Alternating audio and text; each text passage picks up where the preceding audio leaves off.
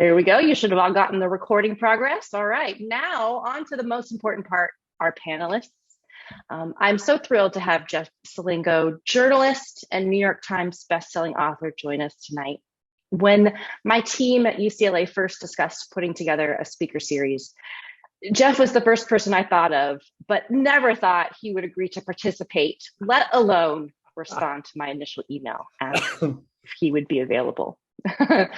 For 2 decades, Jeff has written about and provided in-depth analysis of colleges and universities in the New York Times, Wall Street Journal, and on NPR, ABC, and CBS. Most importantly, he hosts my favorite college admissions podcast called Future You with Michael Horn. Finally, in just a moment, I'll be turning the conversation over to Cyndy McDonald. But before I do, I want to introduce all of us to her. Cyndy is terrific. She is a recognized leader in the college counseling field with over 30 years of experience as a college advisor. Currently, Cyndy is one of our top instructors in the college counseling program here at UCLA. And she serves as an active member in professional organizations, NACAC, IECA, WACAC, and HECA. We are so lucky to have Cyndy on our instructor team and here tonight. Cyndy, Jeff, I'm going to unshare my screen, turn off my camera and my mic and let you two take it away. And I'll pop back in with about 10 to 15 minutes left so we can do some Q&A. That sounds great. Thank you, Jennifer.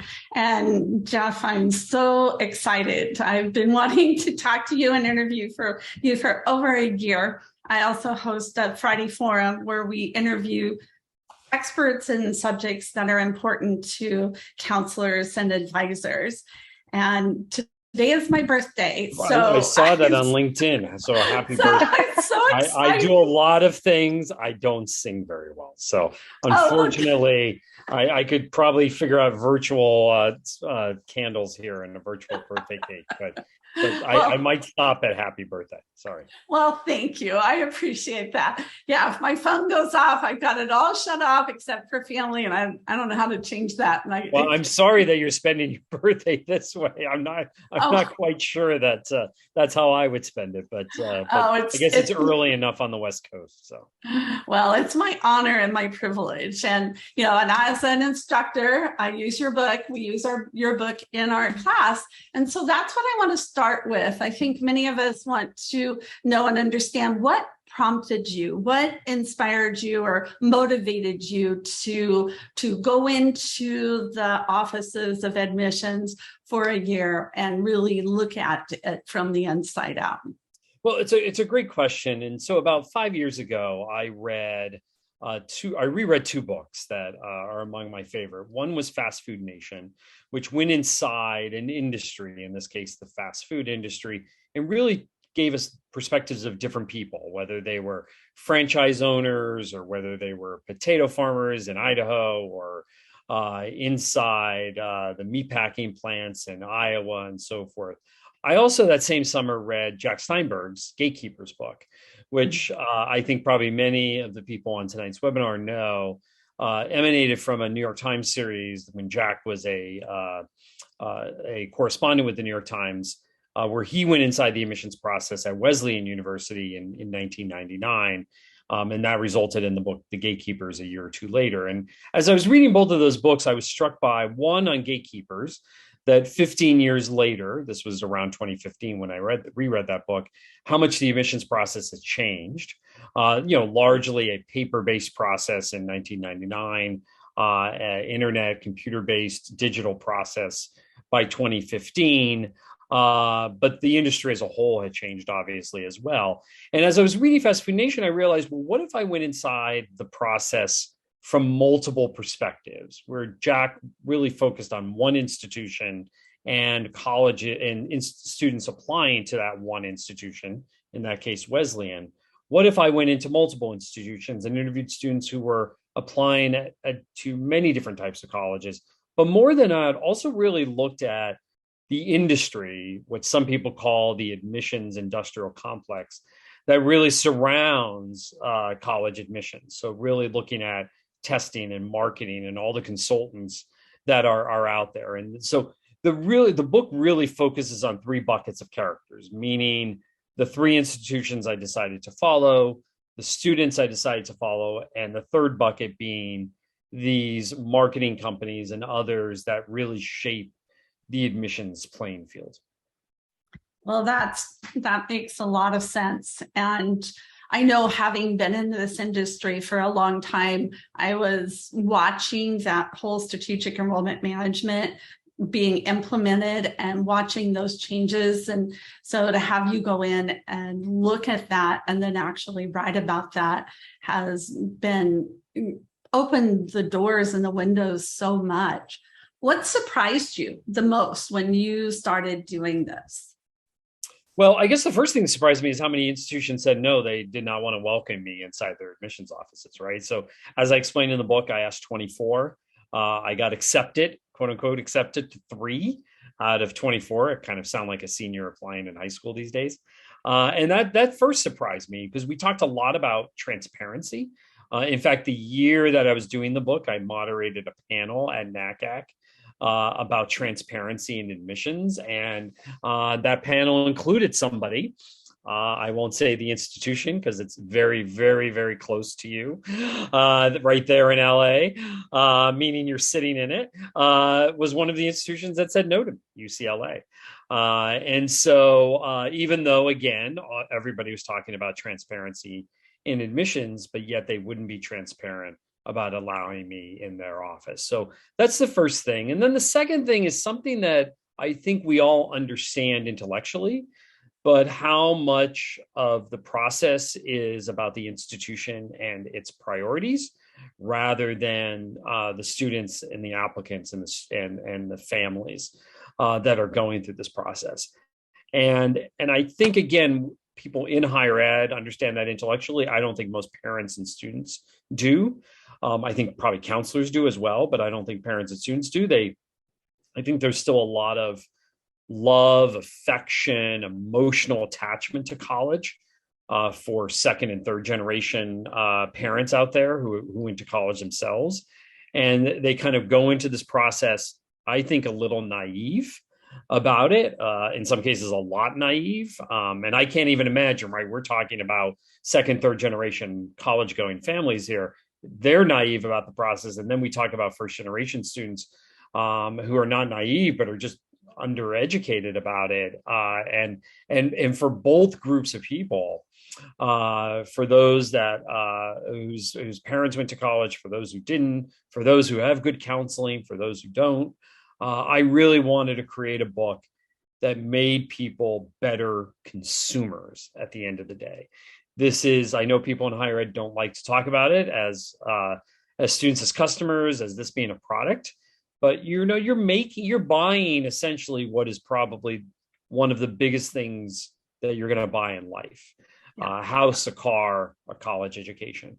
Yet we know so much more when we're buying a car or a house than we do about college. And yes, while buying that car and buying that house is emotional, it's very emotional. Like we love the color of that house. We love the neighborhood. We like the car brand and things like that.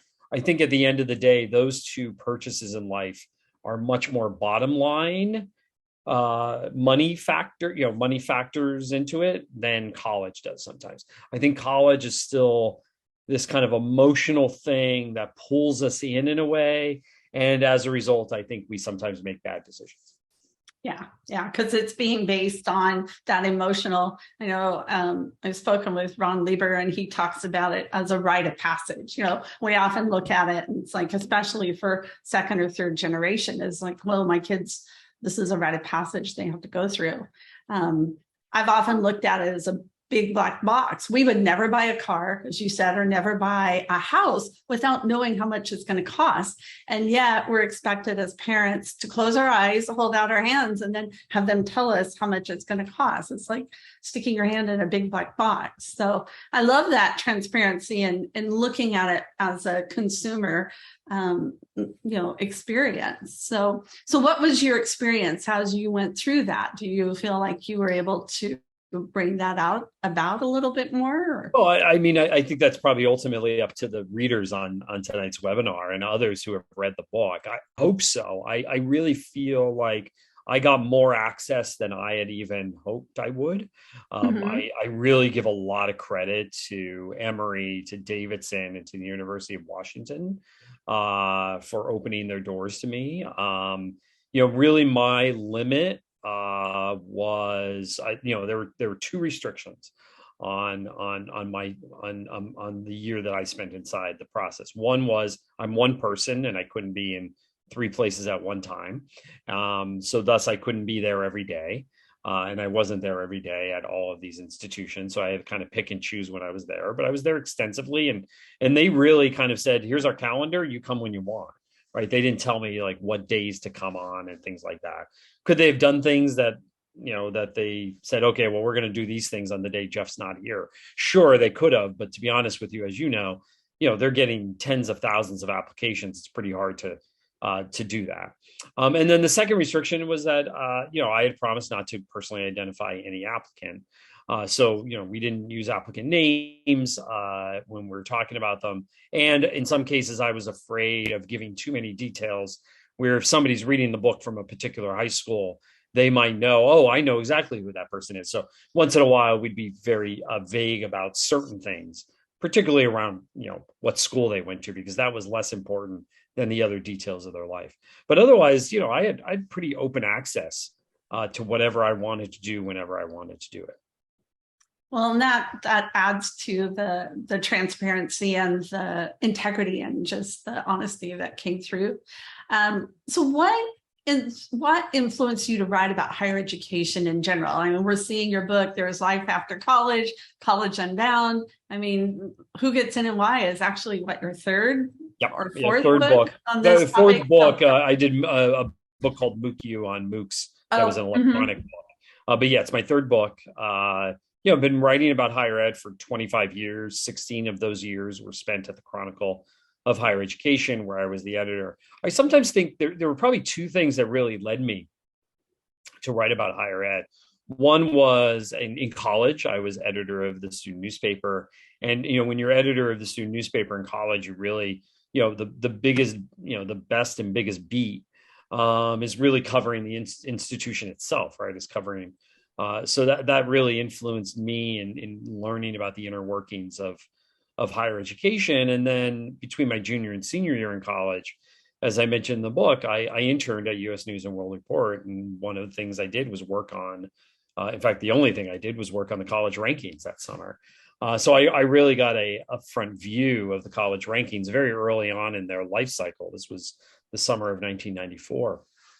And so I think coming out of that experience at U.S. News, I really started to understand kind of how big of a business this was and how much it really mattered to people, especially admissions, right? I grew up in a place where maybe about only half of my high school even went to college. Most people went to college, 10 minutes from home. And, we didn't talk about college the way I think a lot of people do now, at least where I live here in suburban DC. And so, my mother didn't go to college. I had a brother and sister who did, but my mother didn't go to college. I just didn't grow up in this environment where the idea of getting into the right school starts at like preschool for some people. And so that whole thing really started to fascinate me about, does it matter where you go? And then once I started reporting on higher education for the Chronicle, came to really realize just how big of a business higher education in general was.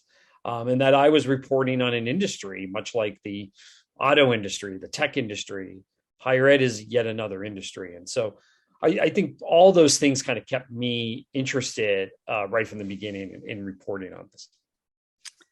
Well, and the aspects of it have just grown and expanded so much over the last few years and has changed so much.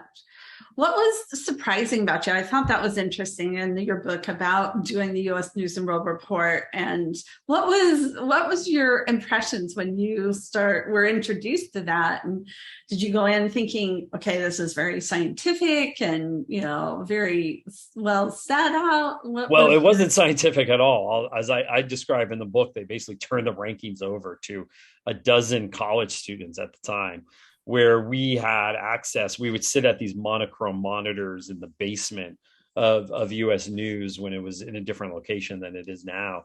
And we would always joke with like a couple of keystrokes, we could essentially change the rankings most likely. We did a lot. What's interesting is we did a lot of data checking at the time, which is kind of interesting now, given the recent news about US News. A number of institutions have quote unquote misreported their data.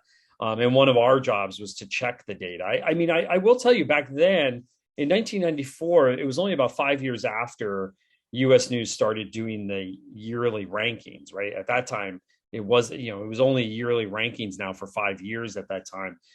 They had influence, but they didn't have the outsized influence I think they have now. It's just a much different animal than it was back then.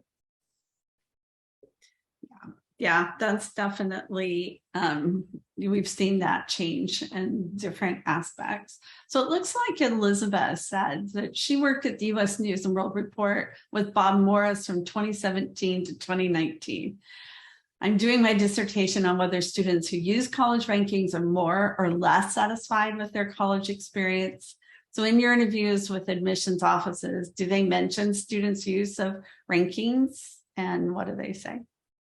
So it's great. Bob is a good friend of mine. Bob Morris is really kind of the face of the rankings now. He was there when I interned there, still there, and ended up, as I mentioned in the book, being my neighbor of all things here in DC years ago. And so just I will tell you, through all the changes at US News, because like most publications, it has gone through upheaval over the last couple of decades. Bob has really been a constant in that. And I will give Bob a lot of credit. He is for those of you who've ever met him or seen him, he's a data geek through and through. He's somebody who really cares about the data and the integrity of the data, and really believes in this as a public mission. He's not out there people accuse US News of trying to sell magazines, and they're in a business. Right. But he's there. I think he's really there for all the right reasons, and he really cares. Deeply cares about the rankings. As for the rankings, I will tell you that I think admissions offices care a lot less about them than the president and boards do. I think boards care a lot more about the rankings. That then filters down to the president, that then filters down to the admissions office. So for how much admissions officers, first of all, the day-to-day admissions officer probably never even talk about them, in my experience, in talking to them. It was always the admissions dean who might bring it up once in a while, and they would bring it up in relation to what the president told them, and it was largely because that's what the board told them. Mm-hmm. Yeah. But I know from an international perspective, as we work with, especially for UCLA Extension, we have counselors, advisors that are all international based. And in many Asian countries and other countries, they think the US News and World Report rankings are like an official ranking from the US government. Yeah. So no, and I'm not saying it doesn't matter. Clearly, it does matter internationally, but it also really helps shape the playing field for the domestic students as well, right? So, one of the more frustrating things when I was reporting the book is that wherever I would go, students would just talk about the same set of schools over and over again. And largely they talk about those schools because that's what everybody around them talks about. And everyone around them talks about them because they're considered the most selective, the most elite, the most prestigious, whatever you want to say. And a lot of that is driven by US News and World Report. Now, people might say, well, Harvard was Harvard before US News came along, and that's true. And it's one of the arguments in the book of Richard Freeland, who's the former president of Northeastern, about why he gamed the rankings, because he felt that once the rankings are in place, you can't become another Harvard unless you move up in the rankings, right? And so his feeling was, unless I game the rankings and start to move up, it's hard for us to establish ourselves as anything other than the Northeastern that everybody knew back in the 80s. Harvard had history behind it, right? It was around for hundreds of years. It was a prestigious university back in the day. And thus, the U.S. News and World Report rankings, all they do is confirm what already existed. I think Freeland's argument was really interesting is, okay, well, how do you break into the top 20 or 25 or top 50 at that point? The only way now these days is to look at what the rankings measure and try to, and these are my words, try to game the system in a way to move up in the rankings. Do you know of other universities or institutions who have done that? Well, I know that a number of institutions have been very forward about it, Northeastern being one of them, Clemson being another one, Tulane being another one, University of Florida, right? So there are a number that have done that. Baylor, TCU, the list could go on, Oregon. So there's probably like 20 or 30 that have been much more vocal about it. But then others who have not said anything, but have moved up in the rankings in a way, largely because of what they did. And I'm thinking of like NYU and USC, meaning the University of Southern California, BU, and others that have moved up in the rankings over the last 20 or 30 years. They may not have been as deliberate about it in their strategic plans as a Clemson, for example. But still, nonetheless, it was still part of an institutional strategy for them. Yeah. And now there are so many different rankings. There's so many different categories. There's places, so many more spots that the institutions can go to and focus on or point to and say, oh, well, we're in this category or we're in that category from a regional or, subject matter or different areas as well. So Julia asked, so would you recommend students call the admissions offices to understand the school's priorities and assess where they fit within them? Well, I think, so they're not going to give you a list of priorities. I get that question a lot. But you might, as you get to know, and I'm not quite sure calling them is always the best way. I mean, trying to meet them in different places. So, at college fairs, at high school visits, things like that, going to NACAC, other places like that, where you're able to interact with admissions officers and have conversations about what are you looking for? And through that, you could get a sense of their priorities, to be honest with you, but they're no one's going to kind of give you a list of priorities. First of all, they change every year. In some cases, and they don't like to necessarily advertise it because they don't want people to think, well, these are the only things we're judging students on. Right.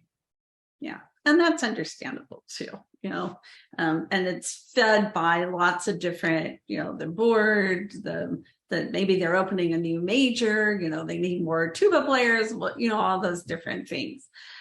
One of the concepts that you introduced in the book is looking at colleges as buyers and sellers. So can you explain that concept a little bit? So I came up with this concept. I mean, it's not really a new concept, but it really was trying to explain that the wording is my wording, right? And it's really trying to explain the matter of financial aid and how it plays into admission. So I was not trying to write a book on financial aid. Ron Lieber did a great job on that. I knew Ron and I are friends, and so I knew he was already working on that book. So I didn't really want to dive into financial aid. That's a whole different subject matter. But it was important in this respect when it came to admissions, because near the end of the year that I spent in the process, it's April of that year, I'm sitting in high school counseling offices and in a couple of different places where I was spending time with students and counselors. And these students would come in and they would say to their counselor, soon after the end of March, early April, I got into, fill in the blank school, but I didn't get any money, or I didn't get as much money as I wanted, or my parents really don't want to pay what they're expecting and all this other stuff. And I started to come to understand at some of these schools that were in, somewhat wealthier areas, that these were students who were probably at the top end of the higher end of the cutoff for financial aid. And then when they started mentioning the schools that they had applied to, I came to realize, well, that's a set of schools that doesn't need to essentially buy students, that they're not going to offer tuition discounts. And I would start to talk to the students and sometimes their parents about this, and they gave me this kind of quizzical look, like, what are you talking about? Like, I thought we were going to apply to college and then figure out how to pay for it.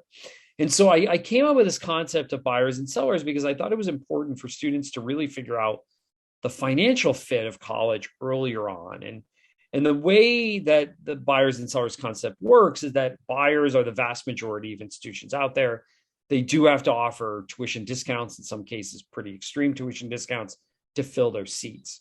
It says nothing, by the way, about their quality of education. I think there are many great buyers out there in terms of quality education. It's more about kind of where they fit into the ecosystem of higher ed and how they have to use financial aid as a tool to, fill their enrollment needs. Meanwhile, the sellers, which are very few, right, 50, 60 colleges that are true sellers, those are the institutions that have something to sell, largely a brand name. They have way many more applicants than they have seats. And so they don't have to give out any financial aid based on need. Based on merit or discounts. They could give out all of their aid based on need. And if you're coming from a family that might be just above the cutoff or at the high end of that financial need, you may not get very much. And I don't think many students and parents understand this. And so they apply to these schools, they apply to sellers. Not only are they not going to get into many of them because, academically and admissions wise, they're hard to get into, but even if they do, and I saw this in some of the students I profiled, they're not going to get the money that they necessarily need to go there. And so I wanted to try to explain this concept in kind of easy to understand terms so that students and parents would look beyond essentially just the sellers, make sure that they have some buyers on their list who could provide them money. So what data do you use to create that list? So the list is it's a very rough sort. I will tell you, it's not meant to be. I publish that list, and people come back to me and they say, "Well, you called this school a buyer, and I didn't get any money from it." And it's really meant as a guide, right? It's right. I'm not. The analysis. Yeah, the analysis is pretty rough, but it's based on a couple of key figures. One is the percentage of institutional aid that goes to need-based aid and the percentage that goes to merit-based aid. The more money that goes to need-based aid, the more likely they are a seller. The more money that goes to merit-based aid or non-need-based aid, as they describe it, the more likely they are a buyer. I also look at acceptance rate and yield, because again, the lower the acceptance rate, the higher the yield, the more likely they are a seller because they don't really have to buy students. And obviously the opposite is true for buyers. Those are the three main elements that go into the analysis. And then it is based on a curated group of institutions that I look at based on my reporting, based on my experience about the financial health of the institution and other things. That's a little bit where the art comes in, right? We often talk about admissions as a part art, part science. If the numbers that I just described are the science, I take a little bit of the art to shape these institutions into these lists. Well, they are very illuminating. I've spent quite a bit of time looking at them. And as I mentioned, in my Friday forums, we actually went through and compared and looked at different institutions. And a lot of times people don't realize how much money, like even the lowest income families are not getting more money than the higher income. It's very, very illuminating to look at that data and that information. So how do people get access to that? So if they go to my website, all they have to do is give up their email address to get the analysis, jeffselingo.com, and the buyers and sellers list is on there. We're probably going to update it every year. We've updated it once and turned it into this visualization. And again, I guess my only warning that it is really a guide. It's a rough guide. to help you understand kind of where some of these institutions fit. We could disagree. I mean, on some of the institutions, it's really hard to classify them, especially the public institutions, because Mhm. a lot of other factors enter into their financial aid policies. But I think again, it's a very good guide for families. Well, it's certainly a tool in the being able to look at it from a global perspective and add some more transparency to it. So I as a counselor and advisor, have found that very helpful. So as you're looking, and now, we're 2 years into COVID, are there other trends, other things that you're noticing as you're reporting on higher education? What are some other things that you're noticing or observing? So as I think about like some other big trends, obviously the financial health of institutions right now is, I think, a big concern. We're seeing some institutions close, merge. I think we're going to see more of that. I don't think we're going to see an overwhelming number, but one thing that I'm going to be watching closely is that a lot of institutions were helped greatly by COVID funding from the federal government, a little bit from states as well. Over the last 2 years, that money has now disappeared, largely as of July 1st. And so many of these institutions are really going to struggle unless they could bring their enrollment back to a level where it was before the pandemic. That becomes a little bit more difficult when people are questioning the value of higher education, and when overall high school numbers, meaning overall number of high school graduates, is beginning to fall a little bit, right? So we're starting to see these kind of demographic declines and so forth. So I think all of these factors are starting to come together at a similar time, and that's kind of the big thing that I'm watching right now in terms of higher ed. The second thing that I'm watching, and you mentioned Future You, our podcast that we've talked a lot about in recent months, is what we call optionality for students.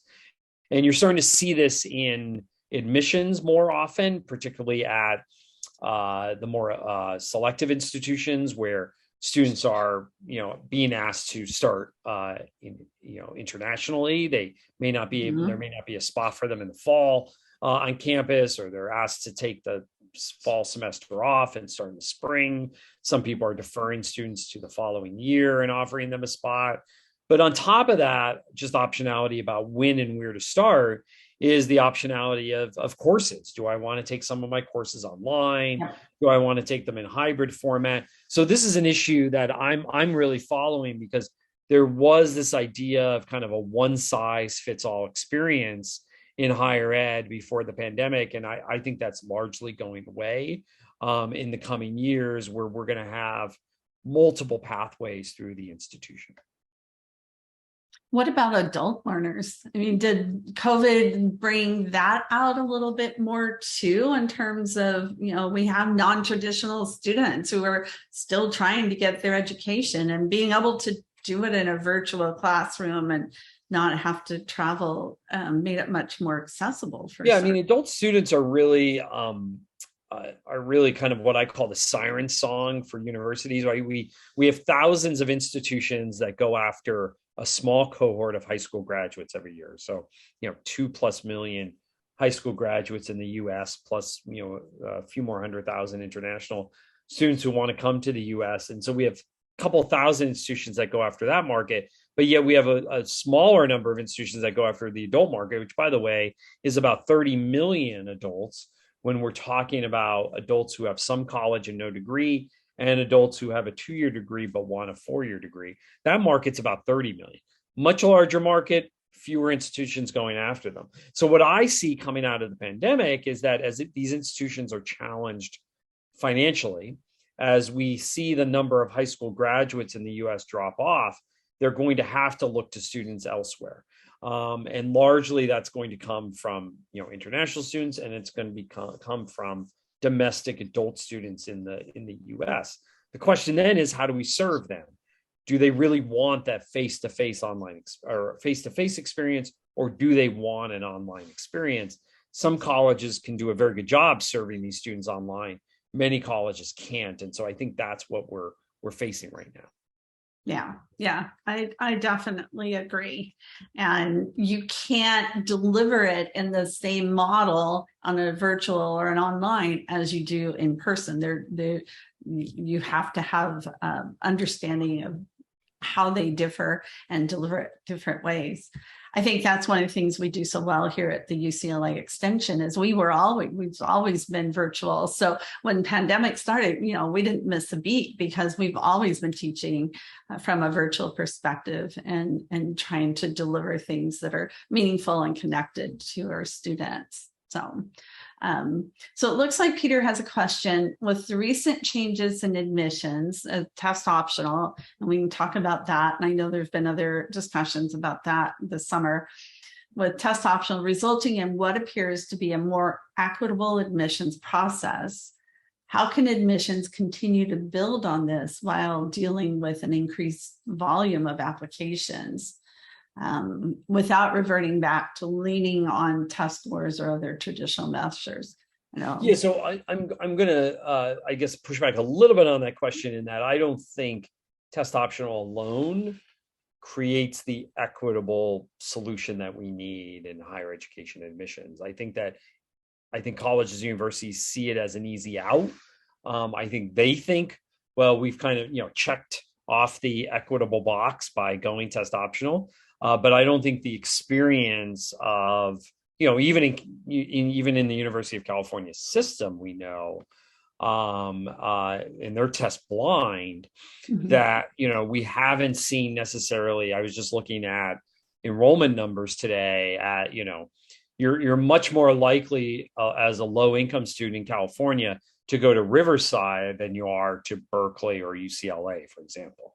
Right. I mean, and the disparities are pretty big in looking at the numbers today. So I don't think that just because we're taking test scores away altogether, like the University of California, or we're being optional about them, that we've suddenly solved that problem.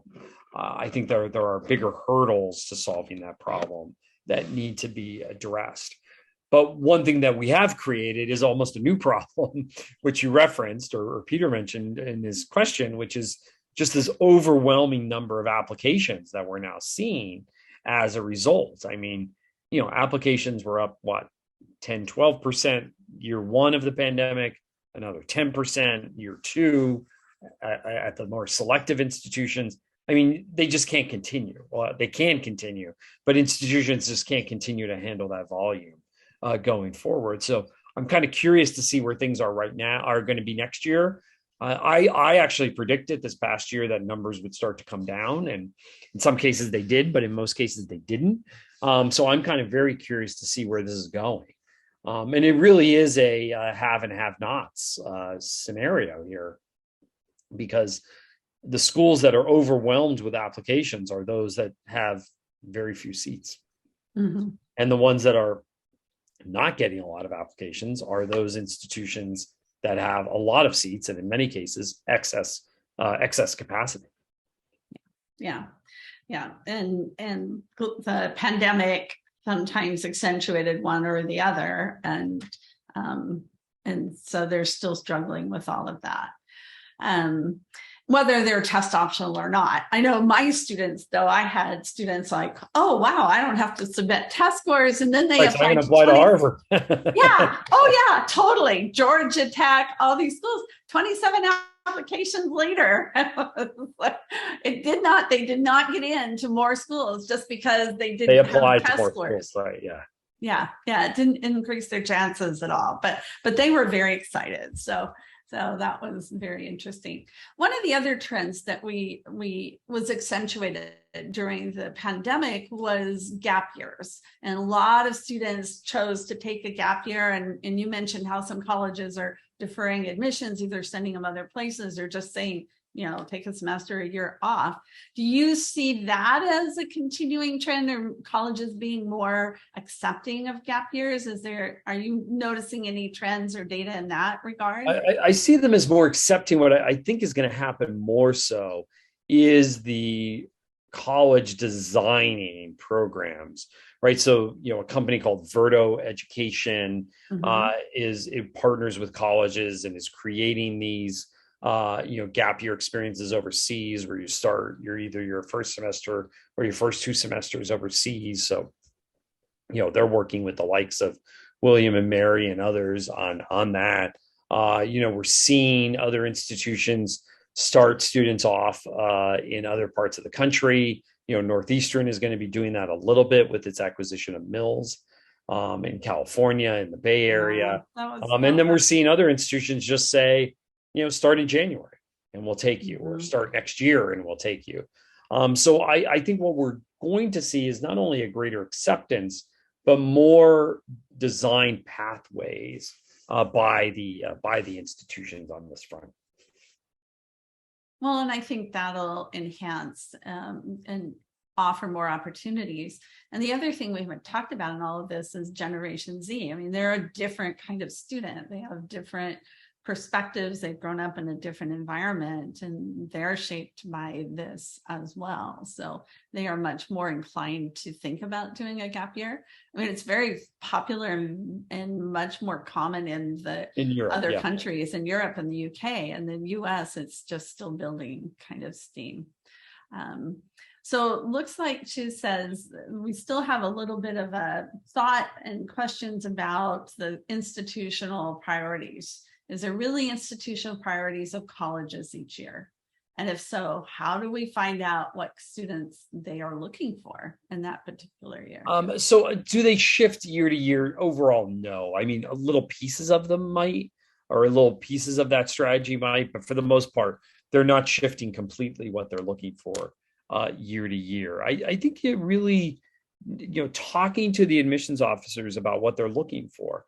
And I'll tell you what they're looking for right now. I mean, they're looking for more humanities majors, right? They're looking for more men. They're looking for more underrepresented students on a number of fronts. They're looking for more students from sparse parts of the country. Those priorities, those 4 or 5 and more full pay students, right? Those 4 or 5, 6 priorities I just ticked off there are probably on the list of every selective college out there for the most part, and they're not really changing from year to year. What might be changing from year to year are certain majors they're looking more for, certain parts of the country, certain types of scores, certain types of activities, things like that. Those might be different from year to year, but the overall thrust of the activities are not necessarily going to be different from year to year. It's still the character of the institution. And when you look at Reed versus, like UC Santa Cruz, there's a difference in those students that are going to fit there and feel accepted there, and all those different kinds of things. I know that question I've asked of Edward Fisk because of the Fisk guide. And oftentimes people ask, well, why did you put certain colleges in there? Well, it goes back to what you said earlier is, they create the book so that people will read it. I mean, in the end, it's a journalistic thing, but he's like, when you go and visit Bernard versus other colleges, there's different characters and different personality of the university. So. Well, and I think that what this really speaks to, and I see there's a question that's getting at this, is that there is a wide array of institutions out there. And I'm just really frustrated about how right, if some of these institutions have these priorities and you don't fit those priorities, you're not getting in. Think about another set of institutions, because it's not the scarcity that we seem to think it is. And people will say, right, but you could get into those schools, but you're never going to graduate, or you're never going to get a job and things like that. And I mean, the fact of the matter is that, there are only 40 or 50,000 students in some of these like highly elite colleges overall.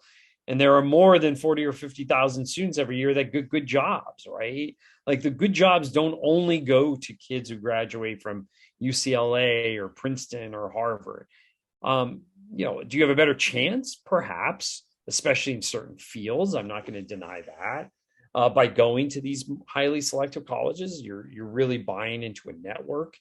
But if you really want a good, solid undergraduate education, if you want to get a good job in most fields, and you want to meet classmates that are going to help you throughout life, there are more than 30, 40, 50 colleges. I'm going to argue there are a couple hundred colleges. And, you could argue back and I'll say, okay, well, let's agree that there are 200 or 150 or even 100. But there are not just 20 or 30. And I think that's the piece. And so when people say, I didn't get in anywhere, and all they applied to were these highly selective colleges, well, of course you didn't get in anywhere, right? That's not a surprise. And I'm reporting a piece right now that's going to be coming out in late August in a major magazine about the future of the SAT. And in talking to students, and talking to students from the high school graduating class of 2022, and they're all expressing disappointment in their choices. I say, okay, tell me where you applied. And they rattle off a list of 15 schools. And then I talk to another students and they rattle off a list of 15 schools, and somebody else rattles off a list of 10 or 12 schools. The overlap is incredible between those schools, right? It's the same schools. And I'm like, no wonder you didn't get in. I just talked to 20 other people who applied to the same school. And by the way, have the same GPA, have the same SAT score, want to major in the same thing. And they're all coming from the same type of high school.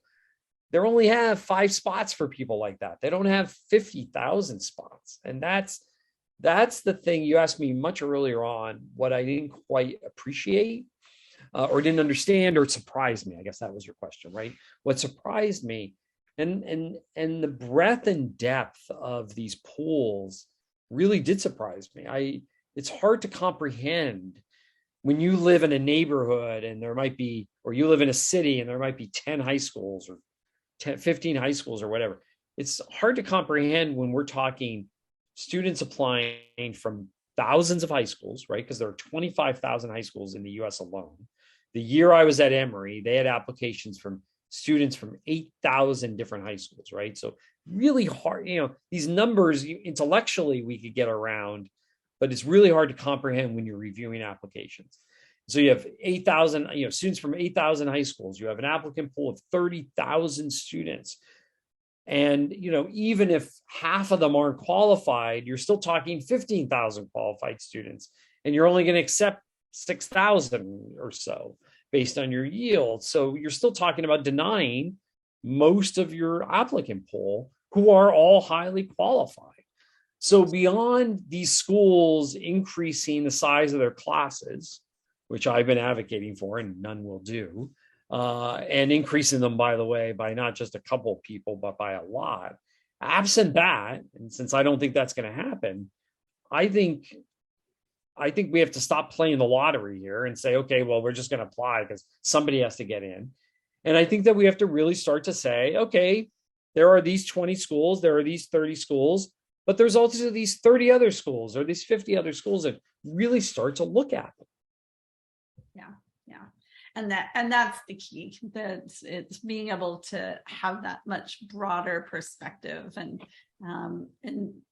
they apply to the same 10 or 12 schools, and they're always on the list. And then we as advisors, there's a question on this year's season was so disappointing. It was much harder to get into XYZ or school. But so Micah asked the question, how does the student quality, the high GPA and test scores, strong extracurricular affect the buy or sell or calculation? Do you know how that fits into the calculations for the? So if they're high quality, at even a seller, they might have a shot at real merit aid. Because even the sellers maybe dedicate 10% or so of their aid budget to merit aid. So that would be the only thing that would impact it at the seller side, but they then become much more attractive to a buyer, a high quality student, right? A high quality student is going to be very attractive to any of the buyers.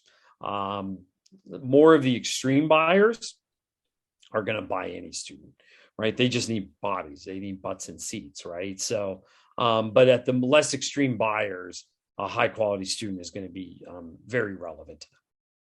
Sometimes we find, though, that you kind of have to find that medium, because if the college can look and say, okay, you are clearly admissible at a much more competitive school, we're not going to offer you a spot because we know you're going to turn it down. Because we know you're going to turn it down. And those schools that really want to protect their yield, that's exactly what they're doing, right? So that's why demonstrated interest becomes much more important to a certain group of schools that don't want to be the backup school. I mean, Tulane is the poster child for this. For too long, Tulane was the backup school for too many students. So it really suffered in terms of their yield rate. Well, the only way they could get their yield rate up was to make sure that they could get more students who were really interested in coming there and really lock them in, which is why they leaned into early decision in a big way 10 years ago. And so now their yield rate has gone up because they're accepting essentially most of their incoming class in early rounds. Yeah, that is true. That is very true. What is your opinion about colleges with 4 to 6 year graduation rates below 50%? Oh,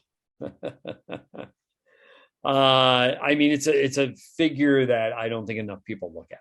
I think really looking at both retention and graduation rates are incredibly important, because if you're not going to get through, or it's going to take you too long, that return on investment is going to be not great for you. So I would stay away from those schools.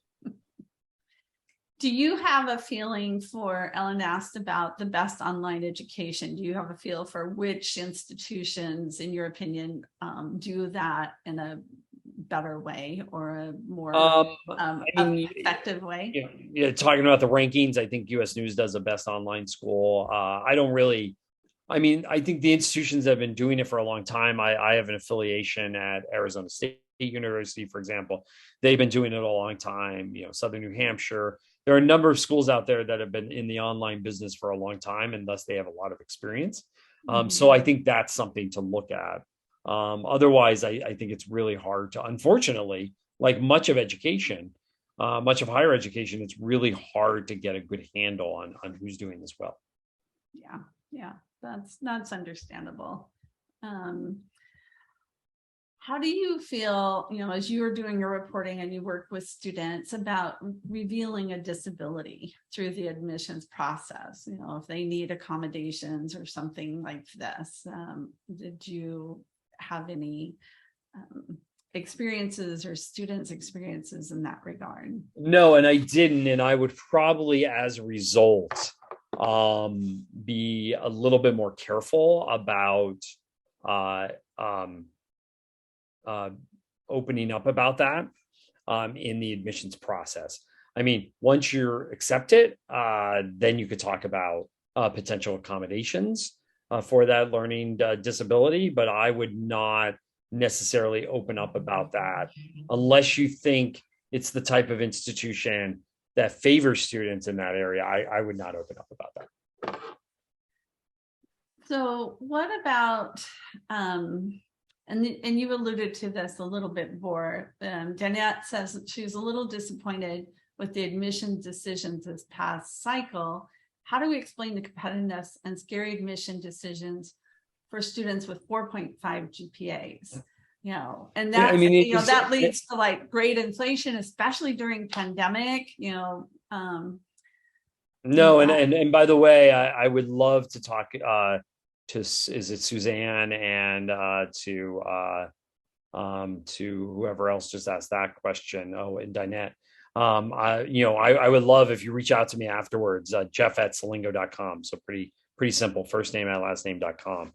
Because I'm really interested in talking to people about, what they're seeing on the ground right now with students.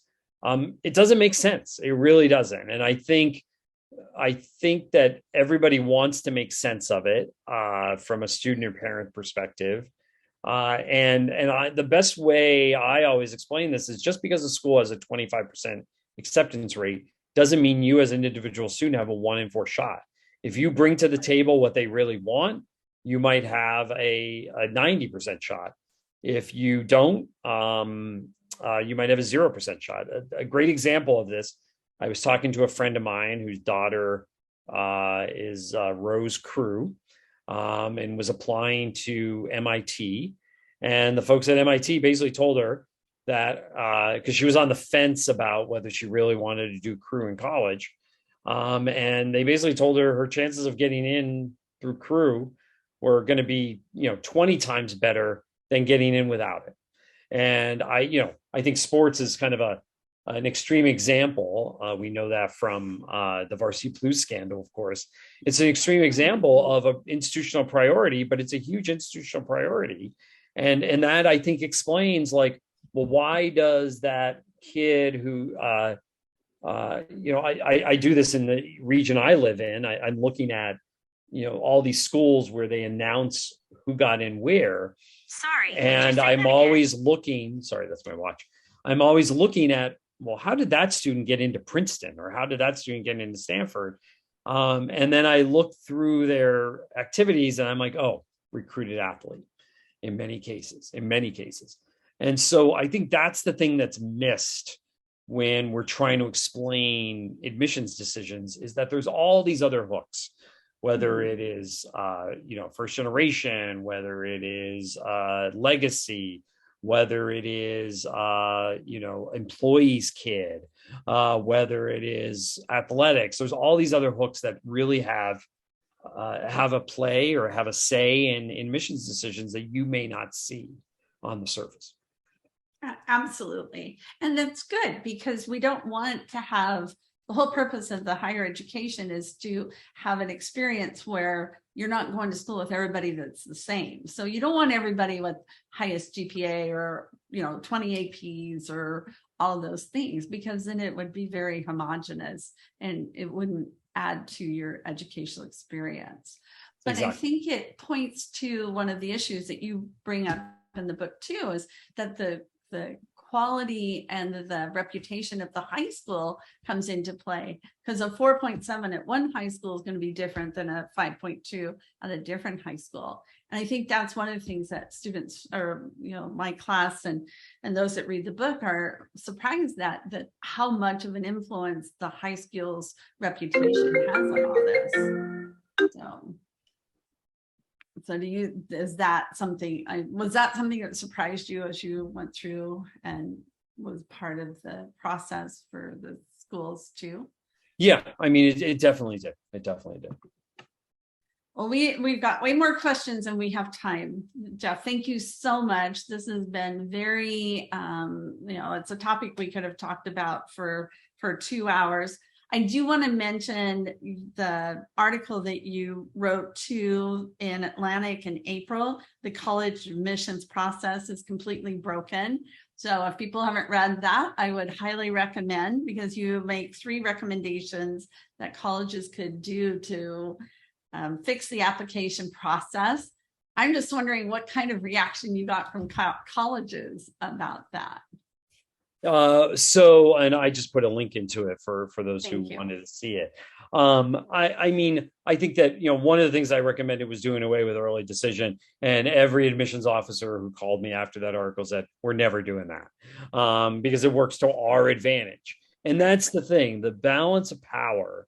And the reason I wrote this book is because the balance of power in admissions has always favored institutions, but it is now totally out of whack, in my opinion, in that it favors institutions almost exclusively in terms of every single institutional policy that they have, with the exception, by the way, of those institutions that really need students and really want, and as a result, they're being much more proactive in recruiting students.